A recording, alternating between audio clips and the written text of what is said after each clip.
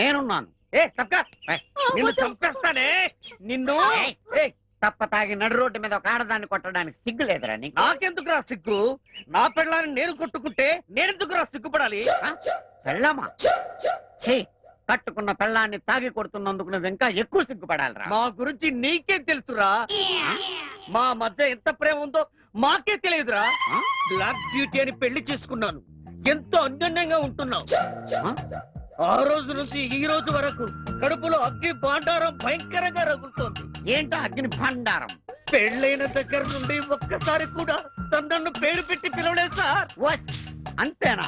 అయితే ఆమె నువ్వు పేరు పెట్టి పిలిచేలా చేస్తాను. ఎలా సార్? నేను చేస్తాను, చెయ్యండి. కానీ ఒక కండిషన్.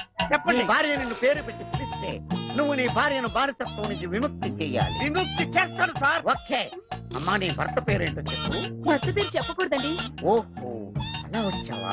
సరేనమ్మా, నీ భర్త నిన్ను రోజు తంతున్నాడని పోలీసు రిపోర్ట్ ఇవ్వాలి కదా, అందుకని ఇతని పేరు చెప్పాలి కదా. పేరేంటి చెప్పండి. భర్త పేరు విడియాల సుధాకర్. అదిగో చెప్పు. నువ్వు చెప్పిన కండిషన్ ప్రకారం ఈ అమ్మాయిని విడిచిపెట్టేయి. నువ్వు నాతో వచ్చేయి. సార్ వెళ్ళిపోకండి. ఏమే వదిలేసి వెళ్ళిపోతావా? అది కాదు బావా, మీ ఒప్పంద ప్రకారం నేను ఆయనతో వెళ్ళిపోవాలి కదా. బావా, మీరు ఎప్పుడైనా నన్ను చూడాలనిపిస్తే మా ఇంటికి రండి. కానీ చూడండి. ఒకటి, లోపలికి రావడానికి వీల్లేదు. బయట కిటికీ దగ్గర నుంచో ఒక క్వార్టర్ దానం చేస్తాను, తాగి పోదువు గాని.